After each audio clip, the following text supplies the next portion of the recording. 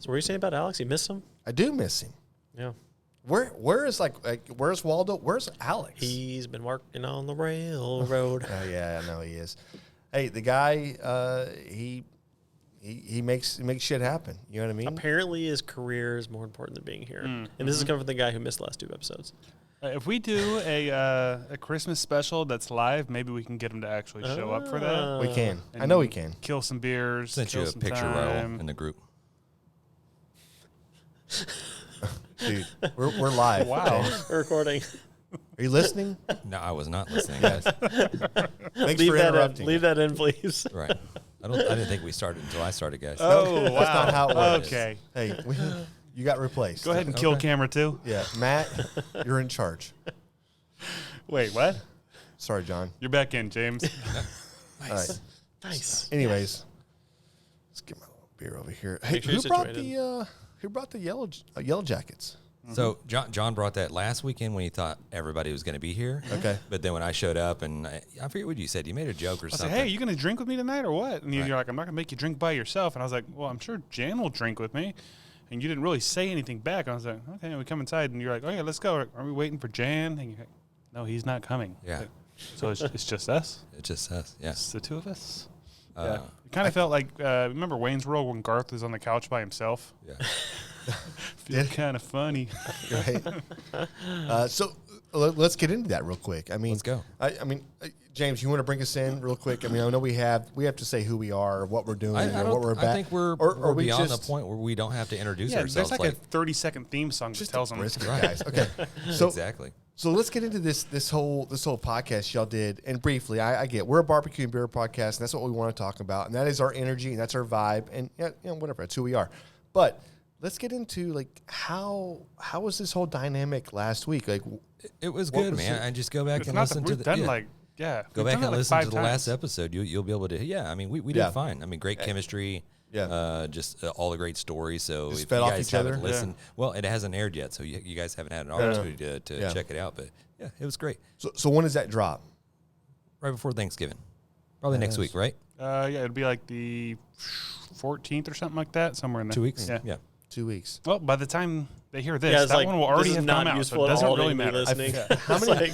This is not helping You want anybody. to talk about like time traveling? We just fucking time traveled because yes, the past You've has already heard happened. it. The future is now taking place. So it's like space. This is what you're balls. supposed to do, James. You're supposed to be like, hey, guys, really good job with the podcast last week. You guys sounded great. I love the stories. It was like a whole different element. It was like just a cool dynamic. It's like a nice, like, kind of change up with all the episodes. So good job, guys. Yeah. But let's get into it.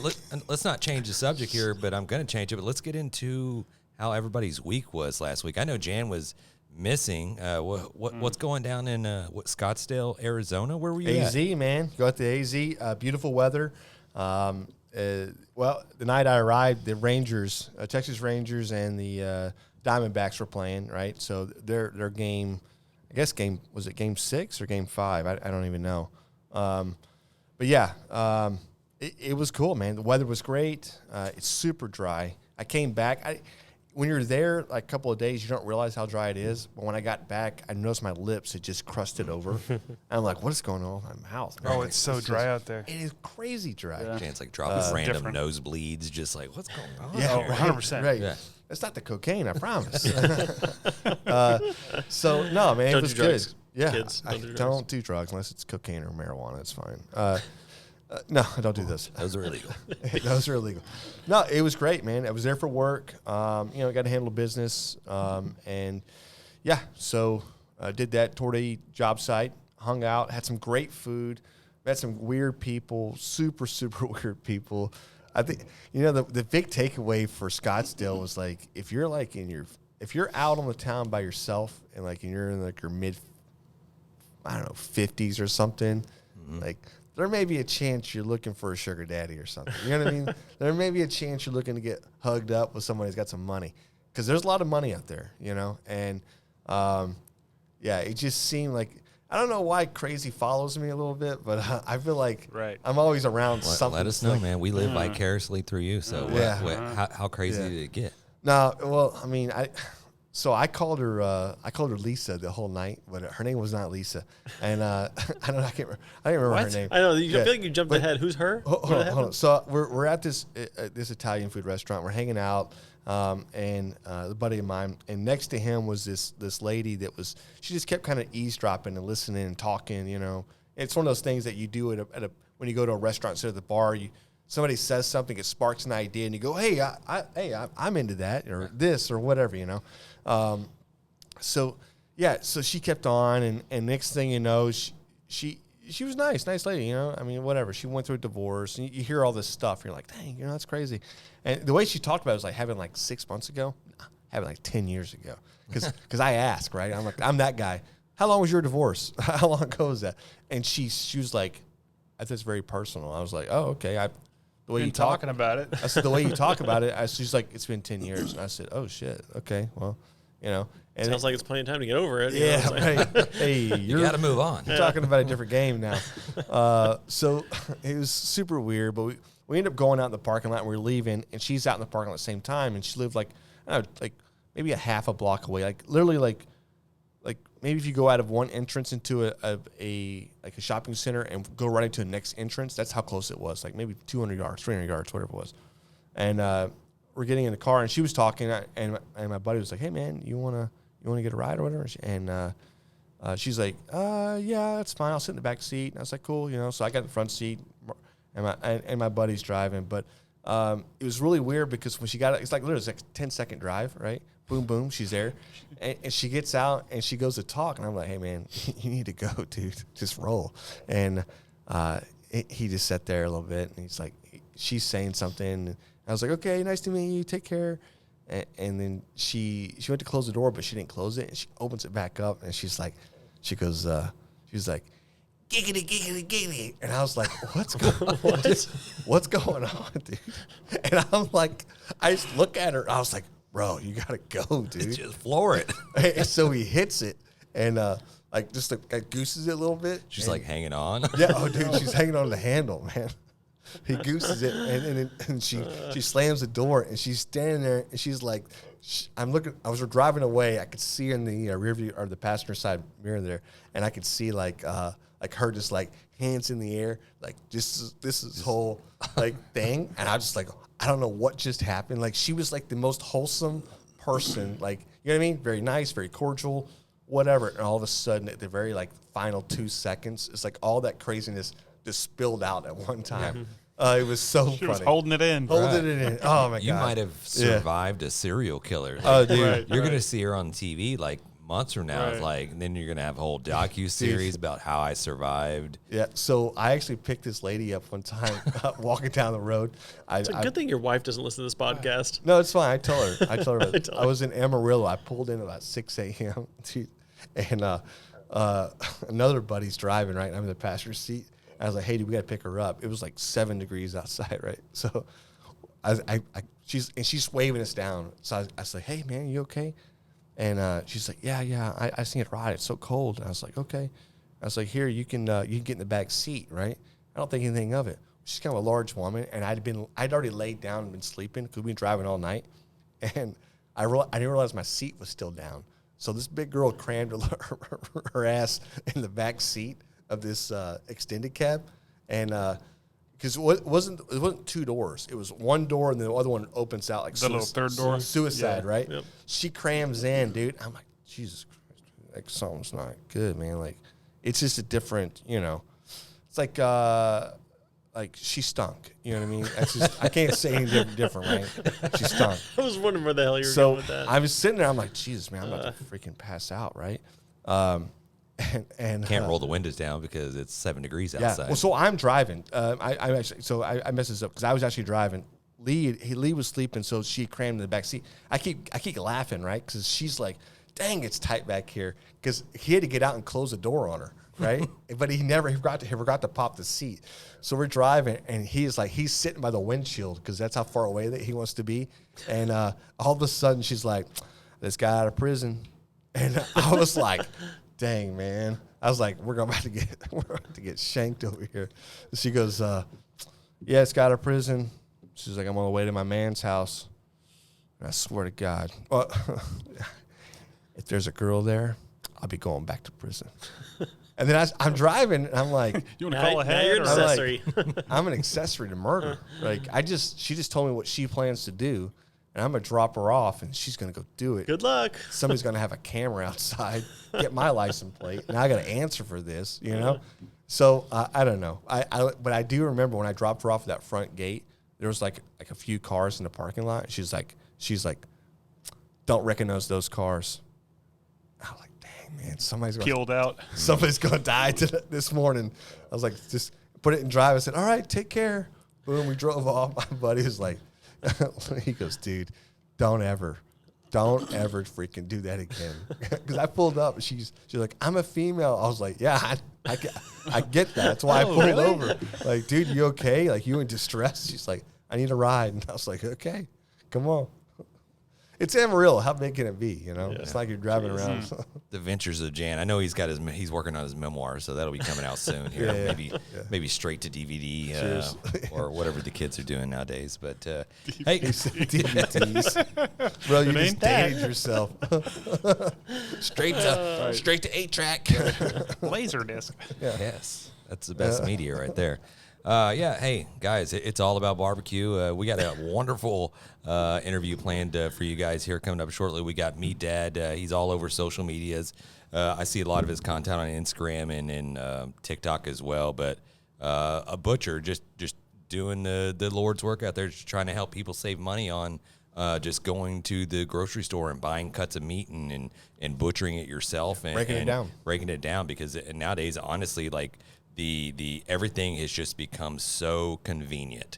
Yep. You know, but you pay for this convenience going to the grocery store, but you don't learn like back in the day. Like I think your grandparents or whatever couldn't even imagine paying these prices that we're paying nowadays. It's like, okay, just go buy a whole chicken. We'll break it down and buy 2 chickens, and now we got all these legs and thighs and chicken breasts, whatever, for like $14. It's like a fraction of the cost that you would normally pay for all this stuff together. So super excited to talk to him. I know he's got a lot of tips and tricks and seems like a cool dude. I know he's going to be fun. 100%. I mean, first of all, I mean, he breaks it down, but he tells you what he's doing. Like, he tells you how to do it and whatever else. He's explaining the whole process. But who shot the video? Who sent the video earlier today? Was that a spoof? Did y'all send a video? Which one? Post a video at a grocery store? Oh no, that's his video with the video, meat right? locked up. That's what I was saying. Was that a spoof or is that real? No, That's real. Yeah, that's real. What are we living in, man? So for the people who don't know what we're talking about. Yeah, hold on. Do you want to get into that? Is that weird that I brought it up or no? Yeah, we can wait. Let's get into talk it with then. him. Yeah. that's fine. Well, wait. I'm sorry, Matt. I jumped the gun on that. But I Just just thought it don't was. let it happen again. Hey, can we just maybe talk about? Hey, strike one. So we'll talk about like going to the grocery store, going to the meat department, something you don't expect at all, right? You would never expect this to be in the meat department at H-E-B or whatever else, right? And you walk in, you're like, what the hell is this? What's going on? Like, I got a manager over here? Like, come on. So I don't know. But, hey, we'll get into this, this epidemic, I guess, we're falling into with our grocery stores and how meat has become a commodity that maybe can be traded, as currency. Who knows one day, right? We don't even know. We have no idea. Yep, we don't have any idea. What's the way they're treating it? It's true. That's true. I'm the teasing video is it. crazy. Just stay in. You're going to follow. You're going to understand what we're talking about. Just keep with this. Don't leave. You're welcome. So we did a little cooking over the weekend. Me and Jan, we did a brisket, bust out the old pit. So we got a little little. Gotta go old school. I guess you would say bust the cobwebs off of that thing. Surprisingly, not using this thing in years, it wasn't just like inhabited by like a bunch of rats or just like, you know what I mean? Is that what you like, thought, James? You never know what that stuff like. I mean, Alex just threw away his Traeger that he had in his backyard because he hadn't used it in a while. And I mean, it's one of the older ones, but he opened the lid and just like nothing but like little rat droppings. And like they chewed up and ate all the tinfoil. And he's like, well, that's going on the curb. It just pitched it out. Yeah, I think he had a neighbor that tried to like, hey, what's wrong with it? He's like, no, I wouldn't even bother with that. He's like, I wouldn't give that away to a friend or an enemy or whatever. Hey, you light the fire hard enough, it's fine. Yeah, yeah. burn those rat Cook it turds right off, away. yeah, it's Somebody fine. scooped it up. I figured they would. They're You gonna gotta get themselves spray a well nice seasoned some Pam on it. tray. That's seasoned right here. Yeah, If so you just spray some Pam in there, you're fine. It's true. You know, I don't know. That'll disinfect it. I was Yeah, more worried it's fine. about maybe like a wasp nest. That's what I was really concerned about. But That's what normal people would be concerned about. we did Colony of rats. we did a Stung. brisket. I got a bunch left over in the freezer. I cryovac a bunch of stuff. Super tender brisket that we did. I think a few little changes that we'll make on it. The recipe was very just coarse. Salt, pepper, garlic. I used 3 different rubs that were very just coarse. Still just didn't have enough of that salt. You know what I mean? That little pop of salt. Well, we talked just about missed that, it, right? Yeah. We talked about, and the one thing I think about what you're saying is, you can always add it. You can't take it away. So if you would have sliced that and if you would have flaked it, I don't know if you'd be saying that. You know what I mean? No, I know. Yeah. So it's food for thought right there. Like, Raul, I don't know if you have it, but you can go and show it for the listeners that are watching along. But yeah, I agree with you, man. I mean, Laura tried it, Emma tried it, but this is one of the best things. Like, I love doing a brisket or just these whole pieces. I did shoot another picture over to Raul because ultimately I was like, I wanted brisket, but I wanted brisket to cook throughout the week. You know, this little diet that I'm on. I wanted like just protein and stuff that I made brisket and eggs. It's a machine. Yeah, just brisket tacos for lunch, dinner, whatever. But it's just stretched all along. But I really wanted to make some Texas Twinkies. That's what I wanted, and I tried. They looked like crap. They tasted like amazing, but quite hadn't got the bacon wrap portion of it down because it kind of shrunk up a little bit. We'll flash that picture up in a little bit. I think I sent it to the group text, Raul. It's probably one of those early ones that we set What up. happened to just like look ugly, the bacon look nasty, or what? It did. Yeah. No, I don't think it did at all. I think got it? I think it look was fine? I think it was overcooked, for sure. And I'm not so sure that you don't take like a thinner bacon and wrap the shit out of it. You know what I mean? Like, just keep overlapping it a lot more than trying to have one piece of bacon on there. Maybe the answer. I'm sorry. And we didn't glaze it. Had we glazed, it would have helped that bacon out. It helped the color out and everything else. But it got to a point that we had overcooked the bacon to a point where, like, we can't afford to glaze now. It's just going to be a problem, you know.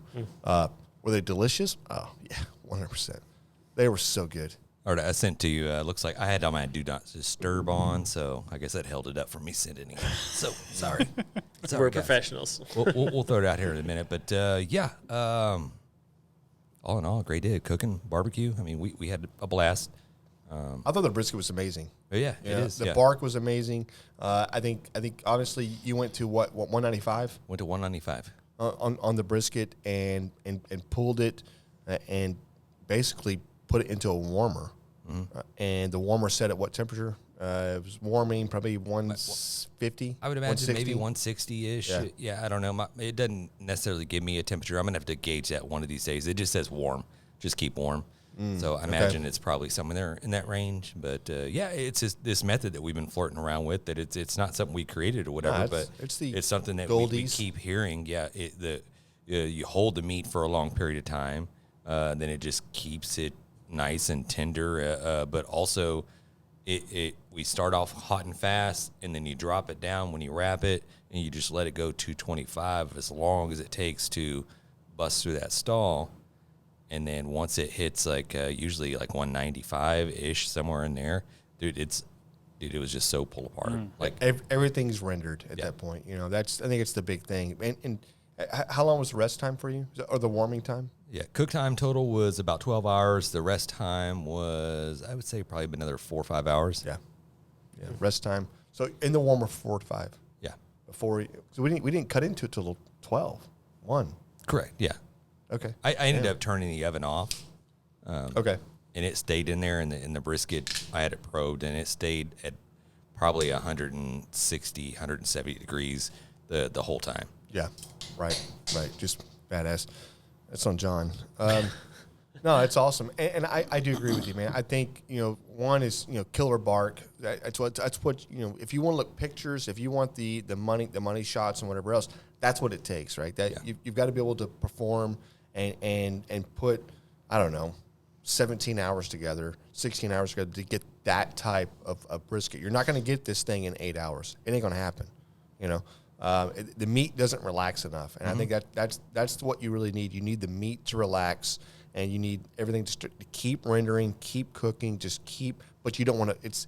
You're doing it at a level that's not over. You're not putting too much heat to it, right? We're just killing it, destroying it. Well, I think you see a lot of times these people that are doing, and I say it's us included, where you do that 275, 300, hot and fast. You're only cooking this brisket for about 6 hours, 7 hours ish, and yes, the meat will pull apart, but the meat still has a kind of a bite to it, has a chew to it. The fat itself is very just still white. It hasn't rendered much. That's right. It's soft. You could see it, and you can pull it apart, but it's like it still has that just like very gelatinous, like whatever. But once you do this method here, the fat just goes and just like melts in your mouth as soon as you eat it. It's like it's the weirdest thing. Like, and I see why these people go from that low and slow, like, oh, I'm going to cook 225 for an hour per pound, or however much it is, but it's like 16 hours, and then they throw in warmers, and they come out, and they're just so just tender, fall apart, super. Oh, here we go, the Texas Twinkies right here. Yeah, they are. Yeah, That's like fine. they look right. Yeah, They were amazing. They look delicious. Yeah, they really were. Could have used a glaze though. Yeah, that's what we missed The on. glaze would have popped, but we were into a point where it just ran out of time, and it was like, dude, we can't do this. Like, Did you use toothpicks? So if you look at the top, no. That might have helped too. If you look at the top, see how crusty it is on the top right here? It just wasn't going to. I was like, dude, this is going to be a Bernie type of whatever. Hindsight, probably should have done it. Yeah. Just even at that point, Yeah, we use that All Right Guys / Lanes, the sweet smoky Alabama or Bama. Bama Grill Master. I've been using a lot of that grill your ass off, the Ma Deuce. That Ma Deuce is really freaking good. What's that man. one? I don't know that one. It's very coarse ground. The coarse ground garlic is I really love it. I've done chicken multiple times this week, and each time it's been freaking phenomenal. Maybe some of the best chicken. Everybody in the house is like, "This is the best chicken you've made in I don't know how long." I'm like, "Damn, okay, let's go." Right. Well, I cook with the butt rub for the first time ever. Like just Oh, cooking what'd you myself. It came out great. It's amazing, I right? used good stuff. I had the regular seasoning, the regular butt rub, and I had their sauce, and I just had some bone-in like pork steaks, and I just put them indirect on the Weber and like kind of let them come up, and then I seared them, and then I pulled them off, and then put that barbecue sauce on it, and just kind of let it set there. And I was like, oh, this is just something I'm just throwing together real quick just for dinner. Yeah. And then I put it out in front of the kids, and I was like, I don't know if they're gonna like this or whatever. And they were just like just digging Devoured into it. it. Yeah, That's just the like best. just like tearing it. I was like, oh, it's something I threw together, and these kids love it. There's so. nothing better than that. Yeah. I got a text Amazing. from Luke today. Oh, me and my friends are having a Friendsgiving. I need a huge favor. Can you make a brisket for us? I was like, yeah. He goes, oh, and if you can, if you're cooking anyway, don't maybe have you could them. do some ribs too. Just really whatever you can do. There's eight guys, so I don't know how many briskets you need to do for that. I was like, good Lord. Yeah. Go Got ahead you, and put- bro. Go ahead and put yourself down too, Dad, is including you in on some of that brisket. And Tell them ribs. this. Hey, it's fine, man. Hey, just go to the store and pick everything up and bring it home, and I'll cook it.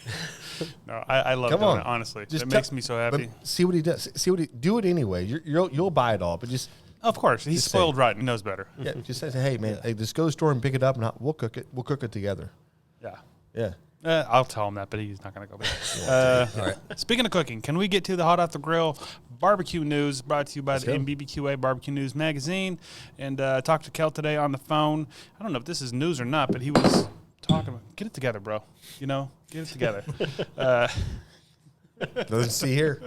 Nothing to see here. He was talking about how there's quite a few restaurants, barbecue restaurants that are shutting down right now.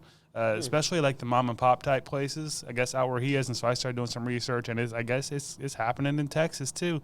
And I have a little list. I'm not going to go through all the different restaurants that have been shutting down in the last 4 or 5 months. But apparently he says it has a lot to do with the inflation, and crowds are just not going out in droves because everything is costing more. Yeah. So he's just like encouraging, hey, if there's Joe barbecue Biden. places that you like, Go before Go the shut support down. go support them. Yeah.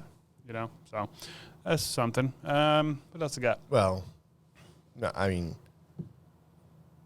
are you saying like get out there and support people? Yeah, if there's a restaurant that you like and you're not that going you there like. very often, Okay, yeah, right. I'm okay, not saying go okay. support a restaurant you don't like. Yeah. That It's like, doesn't make any I'm sense. not, listen, that place sucked. I'm not giving them No. nothing. I'm just saying, like know? one of the ones that I found was in San Antonio. You guys remember Grady's, or you've heard of Grady's Barbecue? They were open 70-something years. They shut down, right? Like a few months ago. Dude, So we should go into like GoFundMe. they've Can we, been, can we Oh, give I think it Grady's? sounds like it's too late. It is. No, it's not. Never too late for them because they own the restaurant. They could reopen and be like, hey, we took a long weekend. I mean, come on. Who else shut down? there was a few of them. Locally, like in Texas, there was Local Barbecue. They're in Tyler, Texas, and they're actually shutting down. They shut down October 29th. So that was the other local one. Sad that I saw. news. Yeah. Well, thanks a lot, John. Yeah, Well, sorry. depressing, It is huh? what it is. And then there was a few of them that he sent me from North Carolina. One of them, their last day is the day before Thanksgiving or something. It really is sad. So I'm just saying, like, and that's what he was saying. Just support the ones you like so that they don't. It's tough right now for everybody. So next up, this is a little bit happier news. Bill Purvis, our buddy over there, Chicken Fried There it Barbecue. is. I don't know if you guys have seen this. He has a new product dropping. It should be out within the next couple weeks, he says. It's his award-winning Game Over competition chicken brine. He said he's been running this thing for the past year, and obviously he kicks ass. So Okay. it's good shit. And we'll let you know when that's out. But honestly, within the next couple of weeks, probably by the time this thing drops, it'll be out there. Go check them out. Chicken Fried Barbecue. That's it for new news, old news. The NBBQA Conference is coming up. Link below. Go get signed up. Blue Smoke Blaire's event's coming up. Same thing. Go get signed up. There's a link below. And the Awards of Excellence. Let's talk. So Blue Smoke's Blaire. Go sign up where? Like at hers? Yep, Or there's at- a link below. Just scroll down. You'll see the link. And then what is that? That's their class. We talked about it. No, I last- know. But every time we have to talk about this, right? We can't. I know. No, we don't. Yeah. Okay. Yeah. Okay. Somebody's, There's a this is class. our first, somebody's Okay, first this episode is right the, now. Okay. Yeah. Let me just go back. then. Exactly. There we go. The NBBQA Conference is coming up. It's in San Antonio. What is January that? 31st through What's that February about? 3rd. That is the National Barbecue and Grilling Association. They're having their big conference. Matt's wearing a T-shirt Let's here. go. We will be there. It'll be fun. There's lots of classes you could take. There's lots of cool shit to do. So sign up for that. Jan, you want to tell them about Blue Smoke Blaire's event? Sure. Yeah. So obviously we've all seen her on, and she was on the show, Food Network. Is it the Food Network show that she did? Is that right? One of them. Yeah. Yep. John's so, not going to help you I out. wasn't helping either. Yeah, no, it is one too. So yeah, so she's hosting this. It's and I think our boy from Bill Purvis is going to be Bill there. Purvis That's is right. going to be out So there it's- teaching it's class. gonna be Al barbecue Fragoni, classes. Yep. This is going to be like to get in. If you want to get into barbecue and learn like just the intros or live fire cooking or whatever else, it's like almost like a master class happening right there. She's giving a class. Obviously, we'll be there just to report on everything. Hopefully, maybe, I don't know, maybe we'll do a little dabbling, maybe a little exhibition cooking or whatever else. We'll talk. We'll see. But, yeah, check it out. That's what that's about, right? I mean, Yeah, and tickets are probably limited, so rush out there and get your ticket, scoop it up, because, yeah, a lot of live demos, a lot of, like, knowledge that's being passed around between all the badass pitmasters, so, it's one name, Al Fragoni. yeah. Yeah. Can you just go look him up? Just look him up and then come back and go, you're right. Well, you're really kind of getting the best of each You are. thing here, You- right? you are. With You're- competition, barbecue, live fire, all the different stuff that they've got. What do they got? Reality TV cooking, rub making, competition cooking, live fire cooking, and more. That's it. So I don't even know what "and more" is, but it's going to be more. I'm going to be stealing all them secrets, too. Yes. So, like, Yeah. through that. Guaranteed the grand champion is your Right. next competition. We're recording Or our your money podcast. back. Why is the camera pointed at? Right. Yeah, I'm going to have binoculars on. I'm going to be, like, 2 feet away.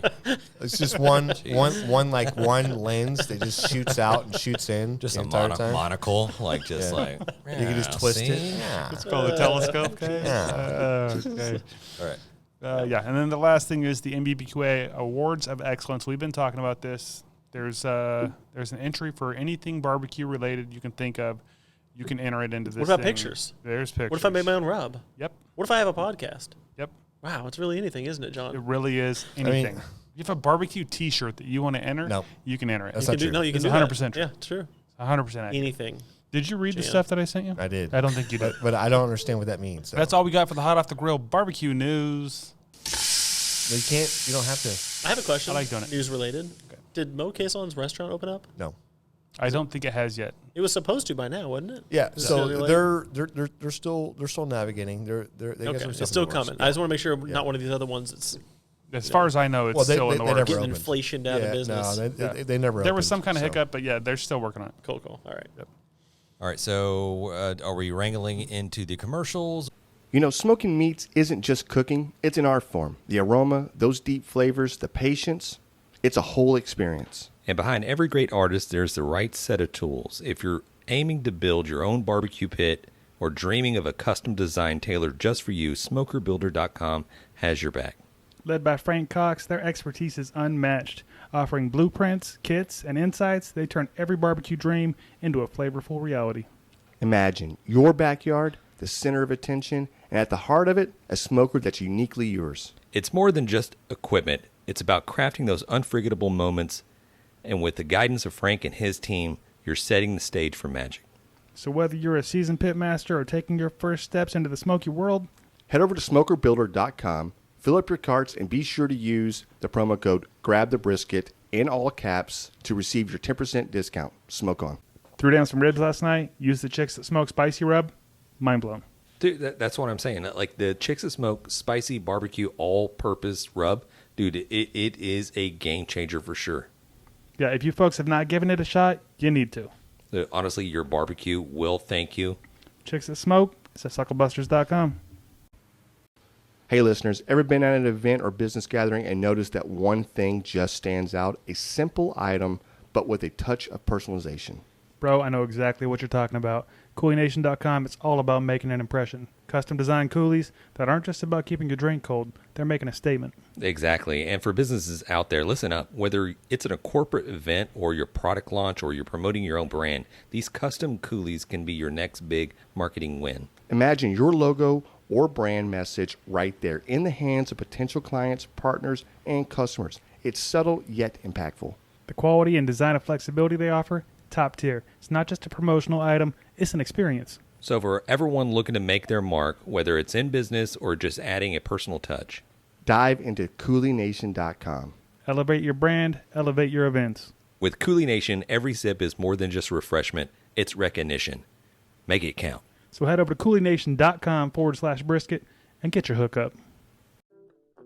Hi, I'm Tina Jaramillo. And I'm Hillary Doherty. And we host the Muck podcast, where we discuss the dark and sometimes weird true stories in American politics. Hey, Tina, did you know that Elvis crashed the Nixon White House for the sole purpose of getting a DEA badge, and it worked? What?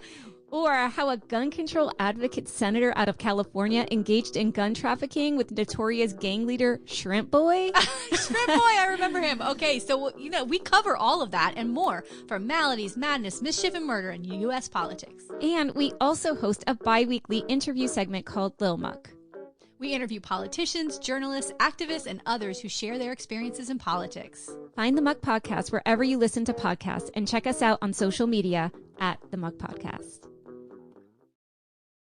Ooh. Ah. What do we got, James? All right, so we got this is a peanut butter cup inspired stout. I'm not really sure what the inspired stout is. Jan, can you show the can to the camera here? I sure can. This is from the 903 Brewers. I picked this up at Total Wine for anybody that's out there that's wanting to get a hold of this thing. It says it pairs well with is it pad thai, peanut butter pie, and chilling with your besties. Yeah. I think that's just another way of saying anything. Okay. Can we just talk about this for a This second? is 13% alcohol. 13% alcohol by volume. Are we doing whole cans each, or This is what a we're doing 12. I may just sip on this the rest of the night. I mean, This yeah, is I mean, it says we can't think of peanut butter cup inspired style. We can't think of a more iconic pairing than peanut butter and chocolate. These two flavors were made for each other, and they are extra special combination in the latest reserve stout. Dude, this sounds phenomenal, dude. I have a question. Yeah. Is this a beer? No. It's a stout. Doesn't it say Desserts. stout? It says inspired stout. It's It says inspired it's by a peanut butter It cup. says it's a malt beverage down there at the bottom. Malt beverage. It's all Did they pull a little sneaky on us? Let's No, find it says out. stout aged on chocolate and peanut butter. Okay. I don't freaking know, Matt. You know what? Let's just drink it. Oh, hey, pass the cups around. I'm sure we've drank worse. There's been a few times we've reviewed something. I'm like, man, I wish I poured it. I feel like I'm drinking a Red Bull with this skinny I can. know, yeah, right. You know what I mean? It is a skinny can, isn't it? Dude, that's chocolatey. Have you tried it? Hey, did you know that Reese's, the orange on their whatever, is trademarked? I just saw something about that. The orange orange color? that they use, yeah, that's a trademark. So I was just thinking, oh, this is close, but it's not quite there. That's why. This smells like the Saloon Door. You know? And that's a brewing company, by the way, Yeah. that makes Right. beers. Tasty It's not AF. an actual saloon door. It's the 903. You have a little twitch there, John. What do you think about this? Woo! That's something. Wow. You look like you just took a shot of tequila. Shit. I just that spilled it tastes all like on I'm glad I myself. didn't drive here. Well, at least you didn't spill it over yourself. Like What's an going idiot. on over here? I took one little sip and it went. Are these ponchos? Are they stain resistant? Yeah, I think they are actually. I got blood out of mine, so Nice. I think they are. We got that in the shot too, by the way. yeah. What? I- Which one? Thank you, Raul. I don't That's think it's a good. beer, Hey, guys. where's your I microphone? don't think it's a Do you have beer. a microphone? Where is your mic, Raul? I'm gonna tell you who it was. Okay. Yeah, it's us after the show. Roll's got a microphone. We may have dropped it. Hey, is that true? Did we drop it? You dropped one? What do you mean, Okay, did we there drop is. it? I don't know. I did drop it. This is look, it's tasty. Yeah. Tasty AF. It definitely delivers on the bill of goods when we're talking about like peanut butter chocolate stout. It's Damn. very just very peanut butter forward. It's very in your A little bit of a face. chocolate aftertaste. I don't think that's a beer. I don't think that's a beer at all. That is a beer. I don't think it's a beer. I don't think so either. I think that's a malt beverage. This is like the Matt, can you tell us what a malt beverage is? yeah. What is a malt beverage? It's a beverage that's made out of malt. What? Malt like barley? That makes sense. I actually don't even know what really is called a malt beverage. I just know that like a lot of times whenever like a liquor will be Zimas or malt illegal, you can beverages. get a malt beverage. It's usually just very alcoholic. Wine coolers are malt. Yeah, what are those beverages. little fizz balls they Zimas. have at the gas stations? I think those are malt beverages. Zimas. But malt Could be. You got the bull. You got the Schlitz. What was it? That's malt liquor. Like that's I think that Mickey's. You're running in that Mickey's is a malt, yeah. same I category. don't I actually know. don't. Now you got me wondering. I don't know what actually What does it matter? classifies as It's still a beer. I don't think a malt beverage. I don't know. Is a I beer. looked it Yeah, up on. 100% it is. I don't think It's so. just a type of beer. You looking it up? Yeah, well, I'm looking it up on. Why What would do you call be? it? Why Untapped. would- Untapped has it listed as a stout, as a imperial stout. That's how pastry, you. something That's, or other. how are you gonna make one, dude? They're all malts. I just I think. just want to know now. Yeah, I wanna know. for my own I know. edification. Yeah. Well, let's just not run down this gauntlet Yeah. real quick. What do you think? What do you think of the Can I go actual beer? first? Yeah, please do. You know what I like about this thing? That it's in really bright letters and it tells you 13% alcohol by volume. I love the fact it's so bright. It's so right there. It's just like, yeah, in your face. Also, dude, it tastes like it sounds, but it's very strong, right? It's It is very, strong. The peanut butter almost covers it, but it doesn't. doesn't. Yeah, you can't. It right? almost like one drink, like, oh yeah, and then the next a thing, punch in the nope, face. it is not. Yeah. It's so close. I don't like this. It's very close to I don't being like this at very all. good. You don't get to say it yet. I don't like this at all. You can say it whenever you want. This tastes just like the fizz balls or whatever they have at the gas stations. Oh, you think it's That's what this super tastes like. malty? Yeah. Dude, it- this is Yeah. this is brewed and canned in Sherman, Texas. Well, Oh, that's why. they need to do better. No, they It did tastes great. like those damn fizz balls. That's exactly what this Sherman tastes made it. like. Not. Yeah. Okay. It just tastes like James, one of do you have a those score? with a bunch I of think they're chocolate. called buzzballs. Buzzballs. Thank you. Buzzballs. Yeah. I think these guys, and I saw a couple of their beers there at when I picked up 90 at Total Wine. seconds. They're kind of like the Martin House. They're kind of like the Saloon Door. Kind of like I say, they're kind of like Martin House. They're the mix masters. They're throwing just crazy different. I saw like a sopapilla and like hot honey. ale. Yeah. I was like, oh, okay. I mean, I passed up on that. And I was like, I saw peanut butter. I was Damn, like, oh, you that's should've right. got that. That's right up our No, that wheelhouse sounds or whatever. great. I know, want man. that. Who didn't like sopapillas? Yeah. So, You got a score or no? Yeah. You want to wait?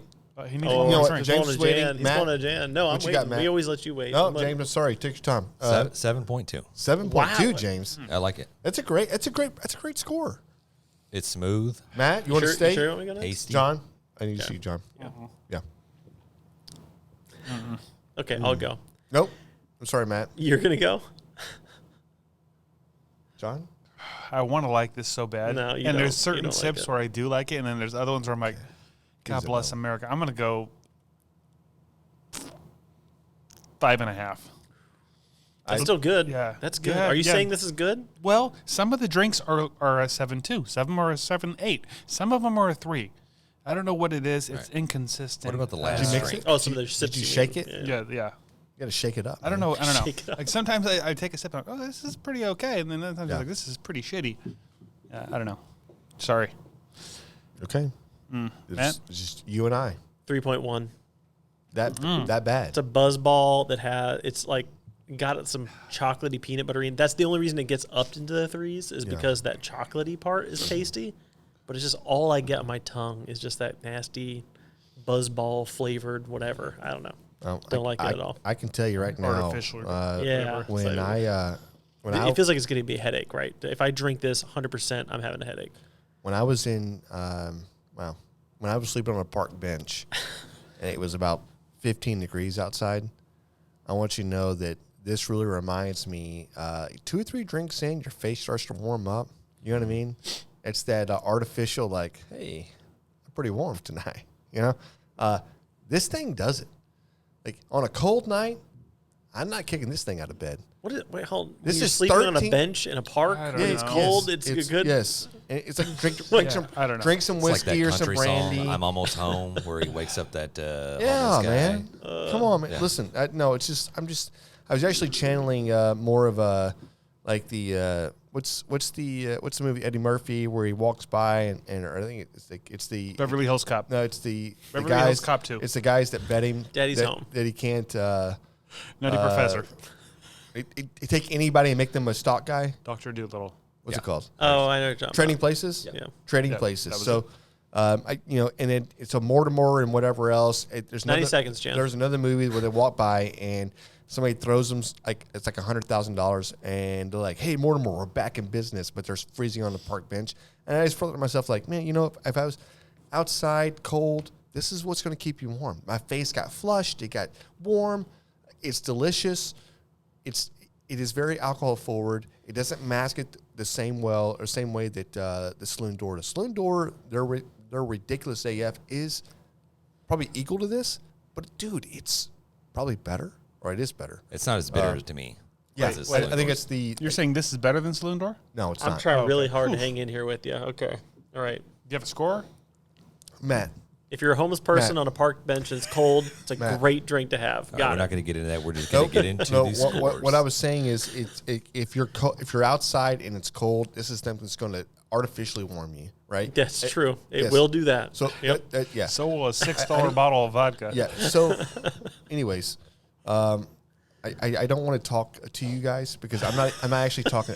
I'm actually talking just out loud. I'm talking to the people because the people want to know what this beer is. This is a 13% alcohol by volume. It's 12 ounces and it's freaking delicious. And this beer is a 7.9. Jesus. 7.9. And you know what? I would go to the 8s if it wasn't that there's a knock there, there's a kick there. But I can tell you right now, if you were to take 3 drinks of this thing and wait 15 minutes, give it a score in the first 15 minutes. I'm not doubting and its then give ability it- to get give you it- drunk. Give it a 'cause, score yeah. in the second 15 minutes. Let me tell you right now, you're grading 2 different things. Okay. You know, we This forgot thing to is do this. phenomenal. We forgot to do This this is on the way 8.9. This is an 8.9 beer. I'm Okay. just kidding. I'm just kidding. in. Forgot to do it on the way in. We're going to do it on the way out. This is the Grabbing the Brisket. Beer review. Yeah, Wow. it's a lot, man. Yeah, no kidding. Yeah, Matt, cheers, I don't know what's fellas. going on with you right My now. ears are tired. but I like your energy. Super good. Yeah. Oh, I yeah. comb my mustache. Is that what it was? I think It's that's true. what it is. It is. I It's comb my true. mustache. I saw him today. do it. Got no Fuck mice. yeah. I for think you, man. I think our buddy, our guest, is ready. Meatdad is he in? in the waiting room. Meatdad. Yeah. He's in the green room. Do we need to Bring him into the brown room. Hey, man, good to have you on. Yeah. Been looking forward to this Oh one. yeah. You're the only guest we've ever had on to where my dad's like, oh, wait, you're having Meatdad on? No I way.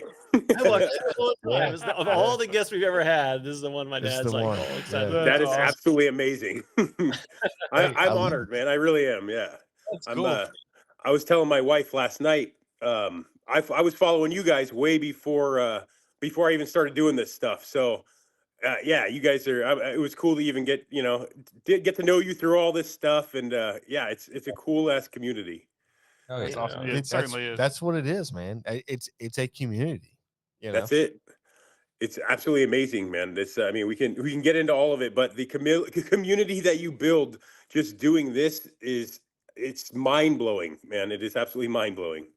Yeah. So we were talking to I guess it was Kel with NBBQA and talking about just how big barbecue is and whatever else, and then talking about just the reach that it has and the different markets.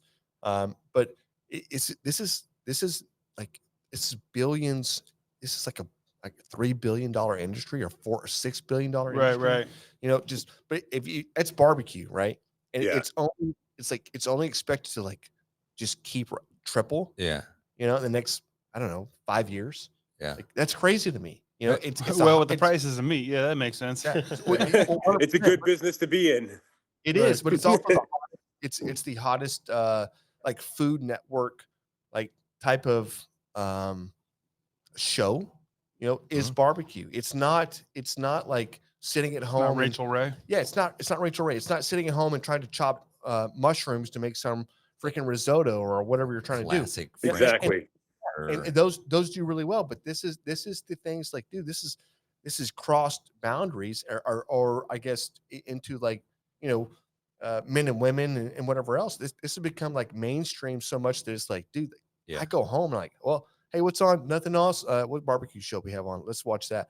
That's kind of the mentality, you know. Yeah, So I think the weirdness for me is back in the days, like you went to cable, you went to the media, the food networks, the shows out there to learn that that barbecue, to learn how to cook, learn all these. And they had all these different personalities, and now that has taken a shift, social media like a shift. monumental shift over to social media, to where these characters, not characters, but these predominant people that show up on these social media platforms that just draw in a lot of people, and then they go out there and just provide all this knowledge and they soak it up. And I know personally, there's probably a board of execs over there at Food Network or wherever cable, like, "Ugh, how do we get into this? Like, let's just Oh, they're doing it. They're already into they're trying it. to scoop It's- up, and that's how we kind of came across Meatdad and some of these other people. But Meatdad is like, hey, we came across your page and loved the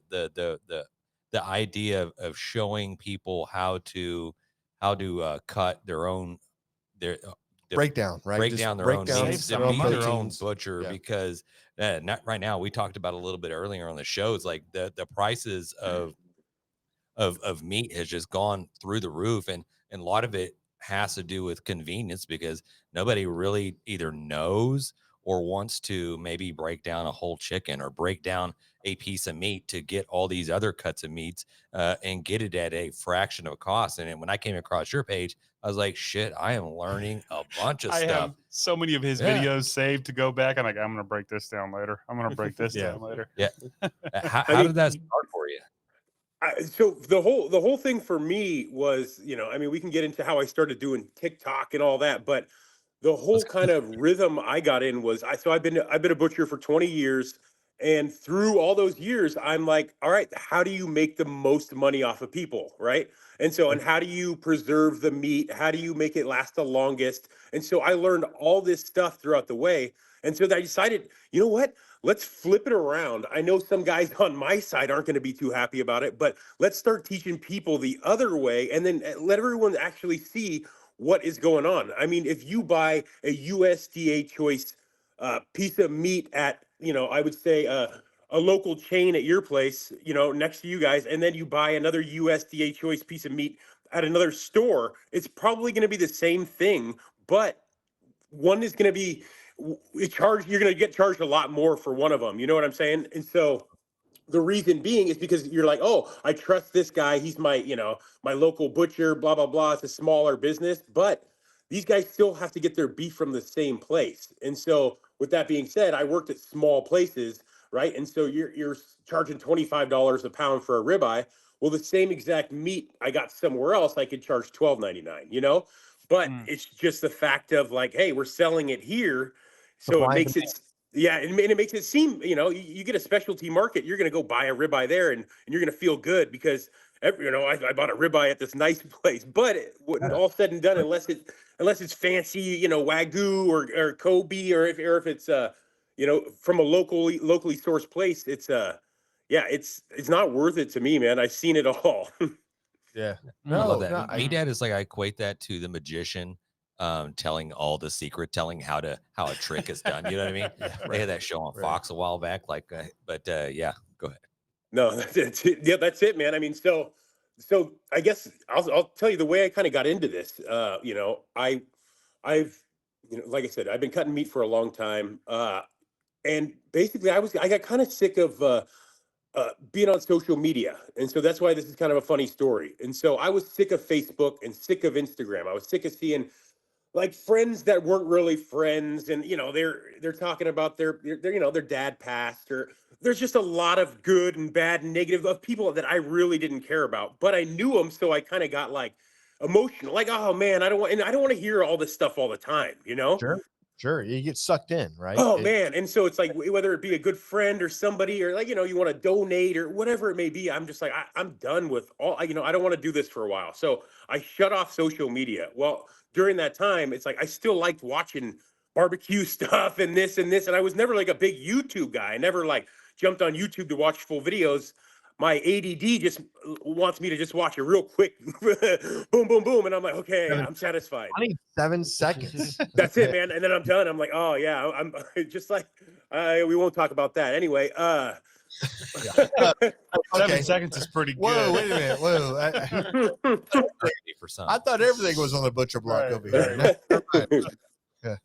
So anyway, I'm working as a butcher, and I'm talking to a guy at my work, and we're talking about this whole thing about social media. Oh, there we go. Lights out. And then he goes, oh man, go on TikTok. And I'm like, no way. Like, dude, that's for kids. All I've heard is like, there's little girls dancing. I can't, I don't want to do this, this. And so he keeps sending me these videos. Right. And so it's like, I can't really watch them because I don't have it. So I'm like, dude, I'll go on this and see what it's about, And so I'm like, I won't know anyone on here, and it'll just be kind of some videos. And so I jumped on there. I watched for a little while. I'm like, oh, this is kind of cool. And I did it. I made like a stupid, like I walked into the bathroom and I saw something on the ground, it was a dirty bathroom, and I got like 120 likes. And if I'm on Facebook and I say, my daughter just went to preschool, I'll get 12 likes, and these are the people that I know. That's why it's like so crazy, man. These are like my friends and family. And I'm like, bro, you saw this and you just didn't even, so for me, again, it's like, what? They're clicking on somebody else's short reel. You know what I mean? Yeah, dude, I'm telling you, yeah. That's how it is, man. 7 seconds. Yeah. So anyway, I started making a couple videos, and then he's like, man, you should do one like cutting up. We were just talking about it. Anyway, long story short, I cut up a chicken or cut up a boneless pork loin, and then I just was me. I pulled it out in front of me and acted like it was a big dong. And I walk in front of the camera and I just say, stop wasting your fucking money. And I start going off on this rant like I was talking to my best friend. And then all of a sudden it got, 60,000 views or something. And I was like, what? Again, man, 128 views. I'm like stoked. And so small city, man. Yeah. Small So yeah, 60,000 views. And, I'm like, wow, I'm talking to my wife. I'm like, that's like a football stadium. And I'm like, we're talking about, whoa, that was one. And so I'm like, that was cool. And so I'm like, oh, I wonder if someone wants to see me cut up a New York strip. Right. And so again, I'm 38 years old, man. I'm not very internet savvy. I'm not a big computer guy, but trying to set up my phone, lean it up against the top round. I mean, it was pretty sloppy, but I'm glad the health department didn't walk in while I was doing that stuff. Right. This phone has not been with me the entire day. Just saying. yes, exactly. Been clean. So, so one thing led to the next, man. I posted a few more videos, and then I kind of recognized what people wanted to see. It was more of like the learning aspect and the kind of just the authenticity, you know, of just like, hey, this is who I am, you know. And I referred to in a video my friend Travis. It's like, I kind of do these videos like I'm talking to my best friend, you know. I'm just like, look, man, stop being an idiot. Why are you buying this? Go get this. Why don't you do, you know? And so the way that I'm talking sometimes sounds like condescending, but I'm like, dude, stop wasting your money. You know, that's all I want. I'm like, bro, listen, you messed up yesterday. Today's a new day. Uh-huh. Your money. It's time to freaking cut. Exactly. So I kind of get like a protective dad, I guess. And so sometimes I get kind of fired up. Oh yeah. Dude, I love that. Yeah.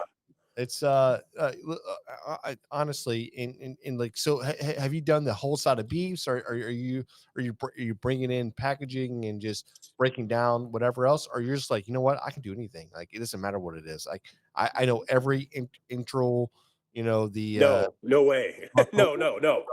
I'm no way an expert, man. I'll be the first one to admit that. I started as a, you know, they call it a box butcher, right? So at a local place, I got an apprenticeship. You know, they send in top rounds, bottom rounds. You learn all that stuff, and you break them down into smaller pieces. You know, the subprimals into smaller pieces. And so throughout the years, you learn that. And then I moved on to like a smaller butcher shop, and then I got to learn how to do whole lambs, and I got to do like deer for my friend, which were really cool. You know, I mean, because I didn't grow up hunting or anything. So I'm like, oh, I'm going to break this down like a lamb. And they're like, wait, this is the strangest way I've ever seen anybody break down one of these deer, but oh my God, I love it. And I'm like, all right. So he's like, I just ripped the back strap out normally. Like, no, there's way more here. I love it. It's so good. Yeah. Dude, that's I feel like he's using every single part of the animal. Yeah. Right. So we got him roasts and chops and all these random. And he's like, what is going on? He's like, I would get a back strap and a bunch of sausage. You know, that, whoa, what is this? It's so indicative of what people think about deer. Right. What's that? It's very indicative of what people think about getting shooting a deer and the meat they're taking from it. They're not using everything, you know. No. But they're very lean and whatever else. But yeah, look at that. It's badass. I mean, the whole entire thing could be, I mean, all the bones, man, you can have the best stock through the whole winter with it, you know, after you, but most people aren't going to do all that, you know. I mean, with anything, whether it be a deer or a chicken, a rotisserie chicken, you know, it's easier to throw it in the can, right? No, 100% it is. So earlier there was a video that I guess you shot that was you in a grocery store, and there was like this. Oh, he was duetting it. You were duetting the. Yeah, I'm sorry. I'm still right, John. No, I don't really care. He wasn't in the store. Yeah. I get that. I mean, it seemed like it. I was that close. Right. So I understand what you're saying. Is that real, or is that a thing? Like, dude, because I brought this up earlier. Like, so you're duetting this video of every single package being covered in like a mesh lock. Yeah. Is that real or no? No, that's real. That's in Walmart actually. And then so they have that in some really, really bad areas, you know? And so it's definitely helped. United States? Yes, yeah. I think like what I heard, that video was from like Alabama or something. I don't know, man. In Alabama.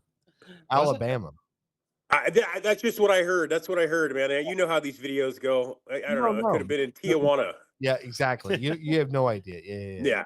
Yeah. So Alabama is full of like meat. I'm just kidding. What? I was just gonna. They're encased in like security devices. Meat thieves, man. Alabamians, get your shit together, guys. You can't keep stealing meat, man.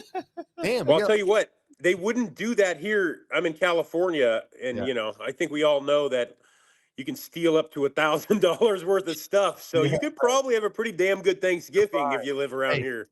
You're fine. Just get out of here. Yeah. A little tick on the ass. Like, Well, get out of here, girl. No. In California, there's only like 2 briskets, so Yeah, right. Yeah, that's true. How that TikTok algorithm works, because it's like I'll see videos from you and I'll think it came out like yesterday and it's from like 2022. You know, You never know. So It's just so you never know. yeah. Well, the last one I was watching was one where you were you were duetting a video of somebody who was like just getting into like a meat slicer, and they were gonna start making their own deli meats and everything. Oh yeah, yeah. Yeah, and then you gave me that deli slicer Yeah, recently. I was like, oh, jackpot. I'm like totally going to be making my own deli meats Nice. now. Like, I'm not buying That's this. badass. Because I was noticing that too. Every time I'm buying like groceries for my It's kids so and everything, expensive. and I see how much deli meat is, I'm getting like this package of like I can make one sandwich with this. I'm like, what is this now? Dude, $7. So, yeah. Smoke your own turkey. Well, no, just watch the video. Just watch.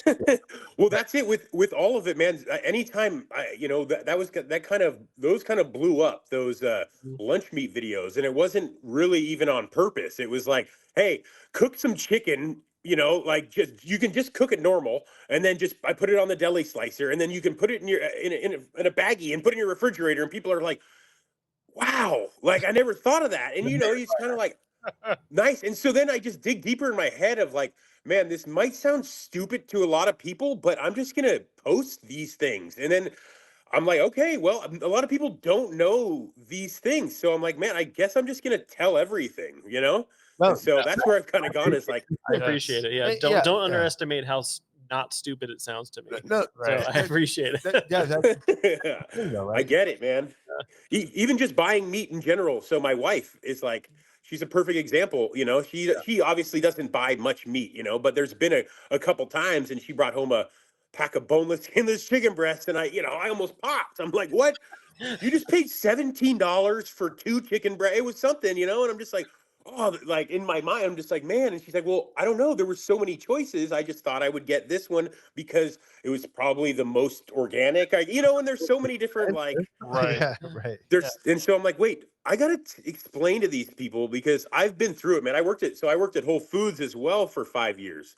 And so I've been through it when they got taken over by Amazon, and so all the ins and outs of all where you're getting the stuff. It's like, yeah, it's great. Whole Foods is nice and everything, but then you look, you're like, wait, you can get this same stuff at a different store, right? And so there's just like a lot of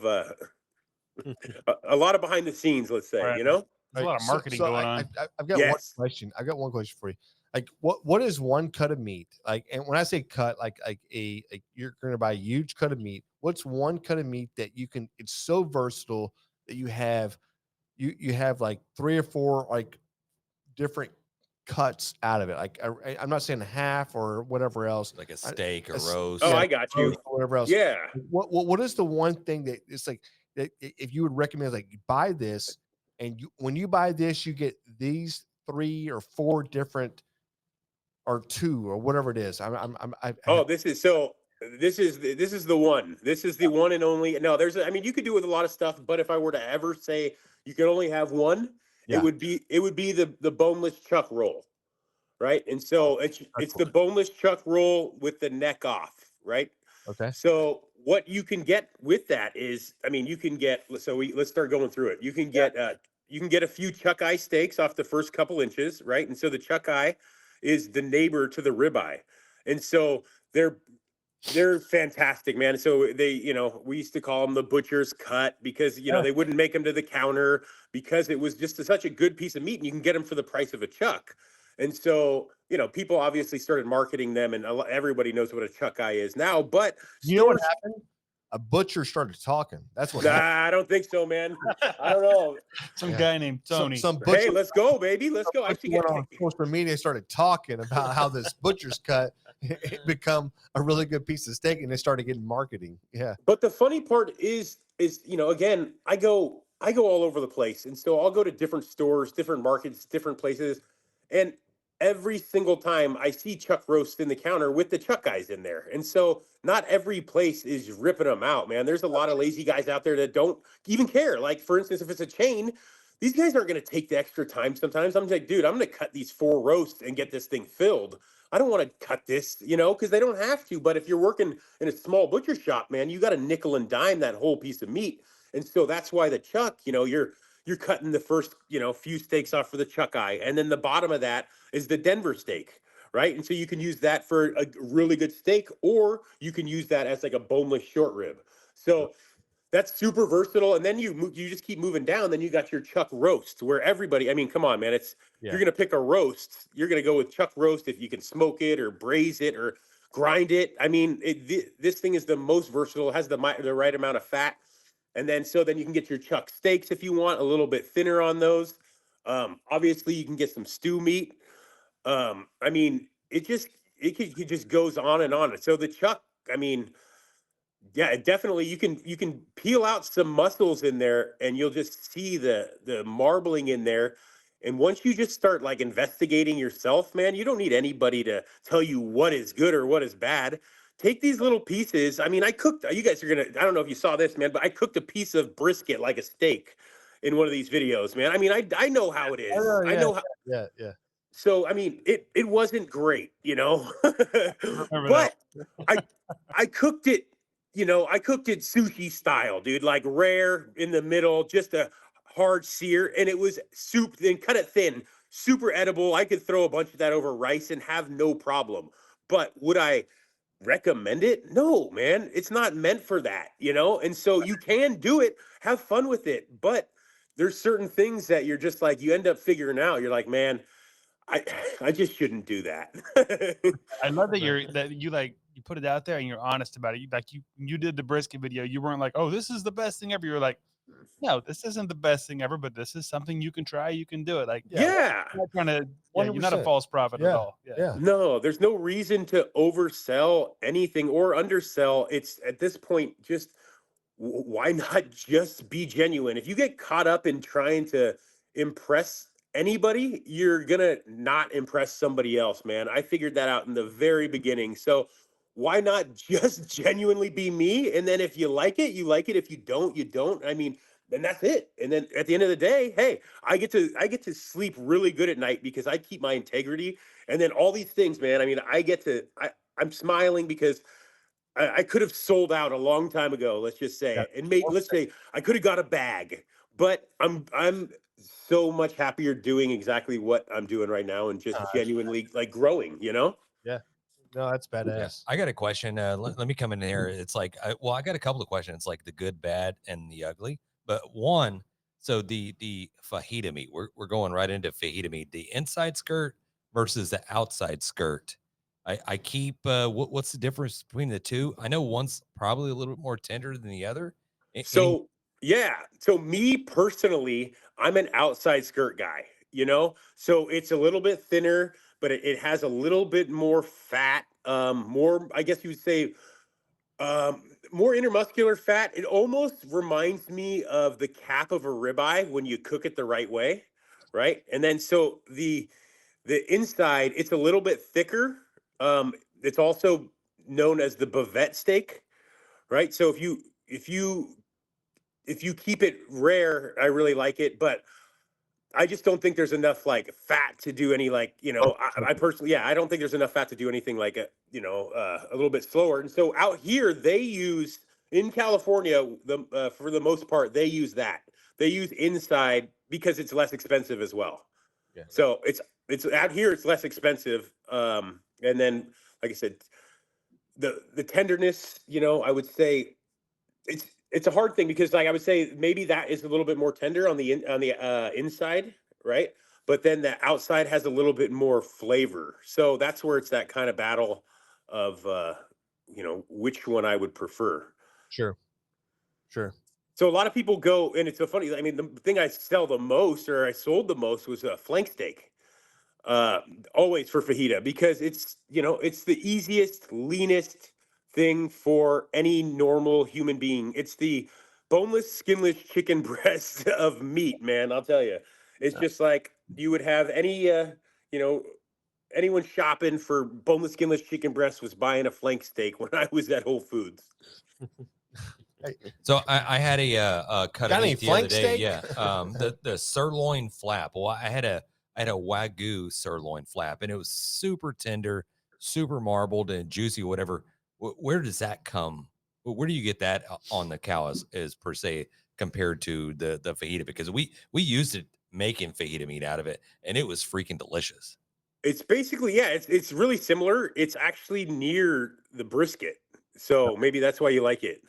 It's Hey. you know, and no, it is really good, man.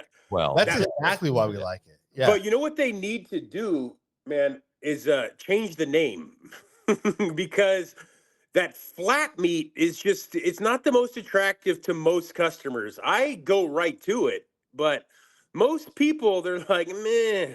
Hey, What's well, that flap? Hey, Yeah, but flap listen, piece. listen. I would implore you not to change the name.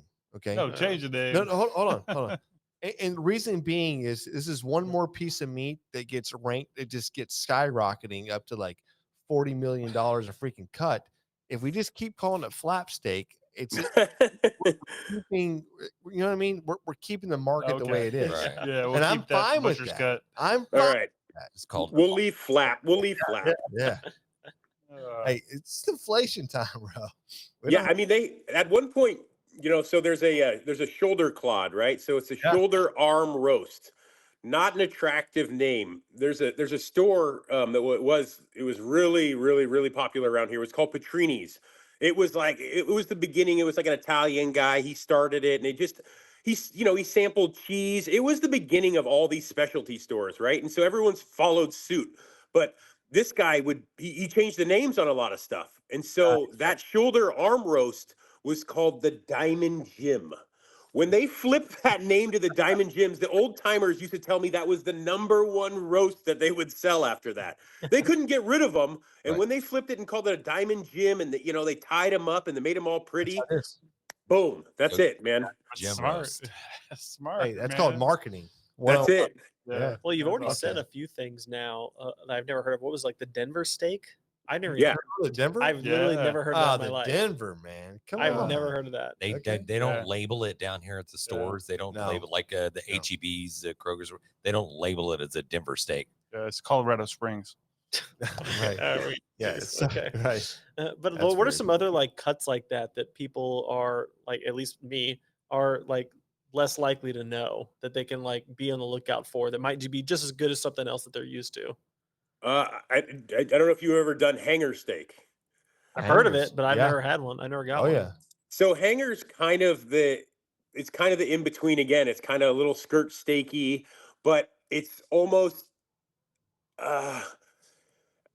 it's kind of skirt steaky. I don't want to mash it with like the cap of a ribeye because it almost has like a little bit more of it's the texture's a little bit different. So it's I want to say stringy. It's a stringier texture, right? And so it is really tender and a lot of people like it.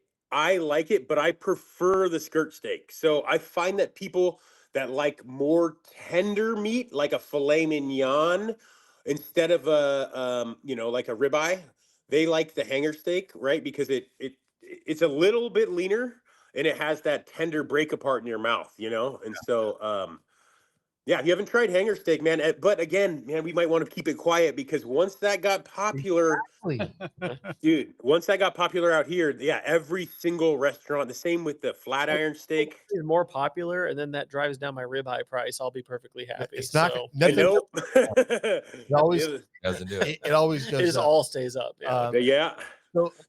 So and I'm sure you're a purist and you're like, hey, I just don't put anything on my meat. It's just what it is. But if you're going to grill, what do you have a go-to seasoning? I mean, is this a time to shout myself out with a little daddy dust? I want to hear about it, baby. Come on. Yeah, man. No. So yeah, I love it. I got a seasoning out. It's a daddy dust. It's a it has charcoal in it, and so it's a black seasoning. It has onions, all the good stuff that you would normally put in it. But then there's activated charcoal. So I got this stuff from, I'll shout out Grill Your Ass Off, man, like a year and a half ago. I had never had it. Talking about our guys earlier, I have a rub that I was just talking about, which is Ma Deuce. Oh, yeah. It's a good rub, man. Dude, grill yeah. your ass off. They got some good stuff, man.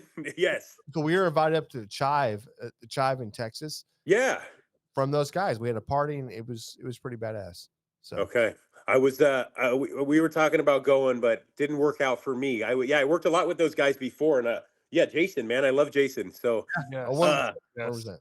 yeah. So anyway, the gun he has that gunpowder seasoning, man, and I fell in love with that. You know, I just had a really good flavor, and so I wanted something. I wanted to emulate it, you know, but to put a little bit of my own flair, a little extra this, a little extra that. So and I had an opportunity to work with a Fuego Lento, which is they're Yeah. also in Texas. No, I think we I don't know know. if you guys, yeah. We know So guys, yes. so yeah, man. Like I said, it's a community, man. I love them, man. So yeah, so we came out with that, and we're having a lot of fun. And I'm actually working on another one right now, trying to get it ready before the holidays. So you know, you know what, I'll do you break the. Hey, what is the flavor profile? What are you thinking right now? What is the you don't have to share the thing, but like what is the new seasoning you're He's about to break it. He's about to. Yeah, I was gonna break it, man. I was gonna give it to grab him in the brisket, man. I'm Travis Kelsey over here, dude. All right. No, it's where I'm doing a prime rib rub. Oh, Right. my God. Nice. God. So I I'll need give you the name. I mean, I'm just gonna do it. Let's go. Daddy Crust. Why not? I knew it was gonna have daddy in it. but Yes, I need that's some good, daddy that's good. crust in my life. So yeah, man, one of my favorite things, obviously, of all time, like anybody, is a good prime rib, and it has to have a crust. And so I grew up having these different ones around here that I really loved, but I'm like, dude, there's not crusty enough, right? And so I wanted something where I'm like, dude, I wanted a little bit more crusty. So Yeah, a little more meat.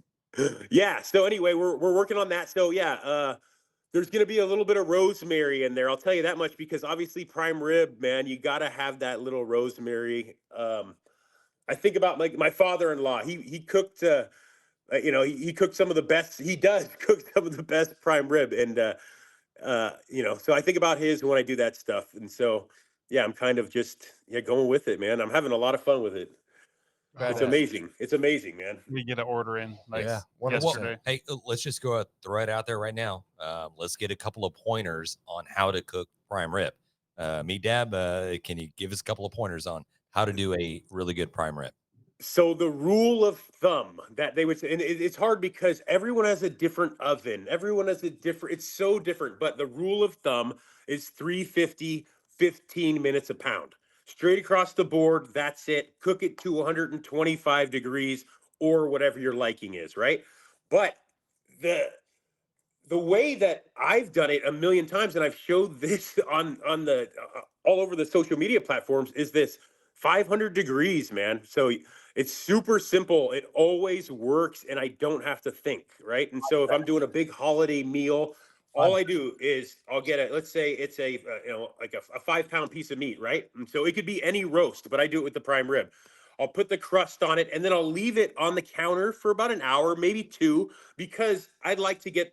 Usually, you could say with steaks, yeah, it doesn't really matter, but with roasts, I like to get that center really just nice and room temperature, just so it cooks nice and evenly. And so after I leave it I turn the oven to 500 degrees. So I've done the 5 minutes a pound, and I've also done the 10 minutes a pound. They both seem to work, right? So you do 5 minutes at 500 degrees for every pound of meat. Right. So if it's 5 pounds, 25 minutes at 500 degrees. Shut the oven off completely. When that's done, do not open the door no matter what for 2 hours. That is it, man. You are done. Your prime rib is ready. You don't have to rest it because it's been resting. That is the legit I'm way. doing yes, this. listen. I gonna put a lock on totally the agree door. with you. I think this is like so. We kind of cooked this way already when it comes to biscuits and everything else. But yes, 100%. And we actually don't say anything about this, so I'm glad you did. That is a money way of cooking something. You're cooking and you're resting all inside some hot box. Exactly. It's all rendering down. It's all melting into itself. I mean, oh yeah, and it's super. It's so simple. Like I said, it's I throw an eye of the round in there on a Monday night, dude. It's like 30 minutes later. I'm like, cool, I got lunch meat now for the week for these kids. And it didn't take much, man. And it's I just throw a little seasoning. You don't have to sear it. You could just toss it in. That's what they do at the deli. I mean, I've worked at these, these specialty stores, and all they do is take a huge top round and pour some salt on top, throw it in their oven until it's rare, and then make $20 a pound. And I'm like, dude, that was $2.87 a pound. Yeah. Right. All right. I Hey, just trimmed it for you. we got a couple of questions from the listeners. We got a couple of, mhm. so John, fire them off. Okay. Yeah, we got a few up there. The first one, and you jumped the gun and answered this online, but I'm going to put it out there so that everybody that's listening can hear it. What is the best cut of beef to use when making beef jerky? I mean, usually I say top round, right? You can use eye of the round, bottom round. The textures are a little bit different on both of those. If you ever notice on like the eye of the round, you can almost notice like a bunch of different little squares in the middle, and it's almost like shiny. Don't ask me what that shiny thing is, man. I've asked a million people. We can look it on Google. It'll get a million different answers, but it's always in the eye of the round, right? And so Where the protons meet the exons and Electrons. You Yeah. say exon? This is a drinking podcast. So whatever it is, man, all I know is, you're being a bitch, right? John, you're being a bitch. Oh, yeah. Let's get to that, man. You've got me some views with that right there. I'm gonna full credit. That's fantastic. Okay, one more here. I buy a pack of 1 kilogram chicken tenders every 2 to 3 weeks. Should I stop, or any suggestions? I did the math on this. 1 kilogram. Thank you. Is about 2.2 pounds of chicken tenders that they're buying every 2 to 3 weeks. Wait, so they're buying 2 to 3. Go ahead. 3 pounds of chicken tenders, which I'm guessing is like what, chicken breast already cut up into little strips or whatever. No, every 2 to 3 weeks. it's the little piece of a little piece of chicken that hangs off the side with the little tendon in there. Oh, okay. That's yeah, what they're doing. yeah, They're it's a buying tenderloin. 2 to 3. Every 2 to 3 weeks they're buying a couple pounds of that. Should they keep doing that, or is there a better way to do that? I mean, if it was me, I would probably, if you want it to be easy, just do the boneless, skinless chicken breast. They're always going to be less expensive than the tenders from what I've seen. And then just cut them into tenders. So I'm not even a fan of the real tenders because they have that big stringy piece of gristle right in the middle, I don't want that. Out and everything. Pair of pliers and a Yeah. And so for me, it's just more work. And Right. so no. They marketed that thing really well. They'll take these. We need to be buying those boneless, skinless chicken breasts. Is that what Yeah. you're saying right now? Yeah, just buy boneless, skinless chicken breasts and then just cut them, man, into the right shape. It's the same. I'll give you this little tip on, people like pork tenderloin, right? Just get a boneless pork loin and then cut it in half and then cut it in half again. You have the same shape as the pork tenderloin. It's a little less money, and then you're just feeding a lot of people. I mean, it's not that. One's obviously the tenderloin, which is fine, but the other one has the New York and the ribeye, so you're still good to go. we still made out. Yeah. Yeah, exactly. Love that. Okay. The next one is from our buddy Too Much Welding over there. What is the biggest scam in the meat industry? Biggest scam. Ooh. A lot of them, Oh right? man. Which one? Let's see. All right, let's see. Okay, here we go. Oh shit. This isn't. I will say the scam. So this is what people need to open their eyes to. Okay, and open their eyes. So it's hard to get this out in a video. So this will be a nice place to say. All right. So when you go to the meat counter, right, and then you're looking. I'm talking about like a place that has a meat counter where there's a butcher behind there, and then you're looking at the chicken breasts, right? Make sure you're looking at every single label, okay? Because it's not trickery. It's just an easy perception that you're getting the same thing, right? And so let's just say they have some beautiful organic chicken breasts. Let's call them, the brand is Mary's, all right? $10 a pound, okay? And then they have, I like to call them prison chicken, because there's a couple facilities that have, some prisons that raise these chickens. So this prison chicken is going to cost you $1.89 a pound, right? And so it's gonna, let's okay. So they're selling that for $3.99. Okay, so let's get this. So $3.99 a pound for the cheap stuff, and then $9.99 a pound for the organic stuff. All right. Then you walk over to the marinated section, right? You're gonna see $9.99. Most people assume you're getting that Mary's.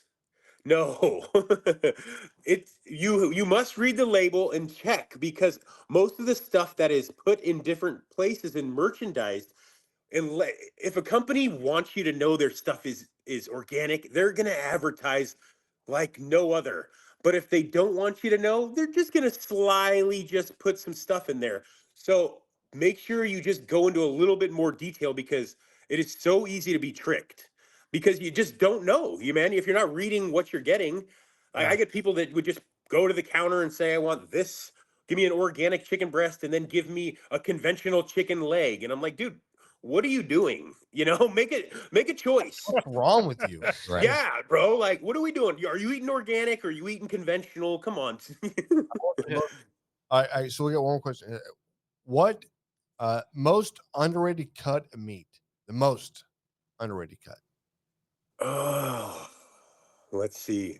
per price. The Is it per brisket? price or is it Yeah, per like flavor? what's the biggest steal? Like, is it okay? Okay, so I'll say this: biggest steal, and then most flavor. So, I mean, you're just talking about the regular grocery store, right? Yeah, Like, you just go into the HEB and you want to grab a piece of meat. yeah. So what's Sure. the most underrated? I love that piece you of know meat? what HEB is, by the way. Dude, I mean, this is all my TikTok and all that is, dude. I haven't been to one, but I want to. Bro, It gets me so excited. Just come Bro, see us. I have a Dude. couch with your name on it. Yeah, It's all trash around here compared to your guys' stuff. I'm No. telling you, man. Calm down. Come see us. You'll be fine. For Take sure. knowledge back. It's how like societies have You kidding me? like He'll never won leave. throughout, right? Bro, you guys got queso dip like ready to like put on your smoker? Yes. We have Yeah. avocado pizza. So, I mean, that's what they want me to take home. So, You like pizza. All right, get out of here. Get out of here. Hey, all right. sorry, let's get back to the question. All right, the meat, the most overrated piece of meat, or the most, the most. All right, so I don't know, man. It's tough. I would just say a flat iron, but you don't see them that much. So, No, it's is hard. it yours? Is that it? A flat iron? So, what I really want to say is just buy a whole shoulder clod, right? And so, if you have that available to you, if I don't know. So what? Come to Texas, man. You're gonna be amazed. I'm So telling you. I'm sure. So HEB just sells the clods. You can get those. We can buy anything you want. Yeah. Okay, cool. So let's just say that then. All right, perfect. So the shoulder clod, it's fun because you're gonna get the flat iron off of it, right? And so you're gonna get it for whatever it is. Let's say it's $4 a pound. How So many you're gonna get you get the flat iron off of it. They usually sell the flat irons around here for $12 a pound, but you're getting it for $4 because you're buying the whole piece, right? Yeah. So now you have this whole rest of this clod, dude. You could throw that in a smoker; it'd be amazing. Throw it, do shredded beef, but you can just grind it, right? People always just forget you can just buy. So if you bought that less than the ground beef in the store, and it will taste better. That's what I keep trying to convey that to people. And if you do this stuff at home, basically all your trim, right? So your trash is your ground beef. So you're just collecting, it's gold. So it's just like the fat and the meat is liquid gold, man. And so it's like, I don't mind buying these big pieces of meat because I'm just like, oh, hamburger over here, stew meat over here, tallow over here. What's the big deal? Like, I'm using every single piece of it, So paying the $4 a pound, man, I can't go buy an $11 flat iron. I look at it like every single time. I'm like, oh, if I bought one ribeye, dude, no way. And I never buy one piece of steak anymore. I can't, I wish I would have known this. We had No, it's probably been about 2 it's years ago now. We had a whole this is a beef curse. shoulder clod sent to us, and I just threw the whole damn thing on the smoker and smoked it until it fell apart, basically. Because, like you said, there had to have been better cuts of steak on there that I could have got. Oh. I had no idea. Yeah, no, there's like a little like another little tender, muscle on there. I mean, I don't even know if it has a name, but there's like, again, that's where I get back to like, dude, just experiment, man. And then you get a little piece of this, cook it on the grill. You're like, man, that sucked. Or you're like, all right, so that means that means I have to braise this piece of meat, right? And so now I can braise this or smoke this or whatever it is. And that's all I've done too through the years. We've sampled food working behind the counter, it's like, this has a little color. Let's just cook it and sample it, right? And so I get to play with so many different methods on cooking the most expensive random stuff that's where I've never been afraid, because I'm like, if I ruin this, a customer is going to get to eat this shitty ribeye, who cares? Right. Yeah. But if I kill it, now I'm like, dude, I'm going to try this way and I'm going to enhance it. And then, I was the same guy. I would start the pan with butter, burn the shit out of it. And, I learned all along the way, like, wait a minute, hang on here. So it's fun, man. All this stuff is just fun. Very good, man. 100%. Very cool. One of the I know we're kind of up against the clock a little bit, but one of the questions that I had, let's go ahead and throw it out there for Meatdad, is like, okay, so the bad. I always heard the bad in the pre-marinated. When I say pre-marinated, it's the stuff that's already rubbed down with the seasonings, and it might be discounted a little bit, and it could be chicken or it could be pork or whatever, but it's already got the rub on it. There. It's ready to go for you. I always heard that's like, it's always like that's what they're trying to kind of move now, or sometimes they just throw a little rub on it. Yeah. To maybe No, it's a fantastic question, because it has a lot of answers, right? And so there's people throwing rotten meat into the marinade, dude. They need to get rid of it. Mixing it in with the grinds, trying to get rid of it somehow. If you ever see meatloaf, pay attention next time. It's always less expensive than every other ground meat, right? Go look at the pork, go look at the beef, go look at everything. And then you're like, wait, why is the meatloaf $1 less? They got to get rid of it, man. That is ground meat. It only lasts a couple days. So if you're going to take a loss, your first loss is the best. So what they do is, they always in my mind, I'm like, I'm going to write a book one day. Don't buy the meatloaf, right? because of that. But with that being said, the title. Yeah. With that being said, there is like I would say like an HEB or a Whole Foods or a Publix. Dude, you can buy that stuff any day of the week. You're going to be totally fine. It's going to be fresh. No problem at all. The slower moving stores is what you have to look out for. The smaller mom and pops, unless they're moving and grooving, I'm not going to usually buy a marinated piece of meat there. Or, if it's just like a slower, even a chain store, I'm not going to buy any, I obviously not going to buy a lot of marinated stuff in my life now, but that's the kind of stuff I tell people. It's like, dude, that store is slow. They're not moving stuff. You can tell too, like if you go to the counter, like they flipped that from yesterday. There's no new marinade. There's no this. And what we learned is every single day at Whole Foods, man, it's called the ready to eat section. That was the very first thing I would hit. I was the manager and say, hit that first. It's the first thing they see. So you have hamburgers, they give them 2 days. So you got a hamburger and then they looks okay. It's starting to get brown. Okay. Put a bunch of cheddar cheese on top, put some bacon bits, and now this thing is flourishing and we just fly through them at $9 a pound, And so doing that garnish, man, I never realized how important that was. These freaking butchers and these groceriers are just suck you in. Suck us.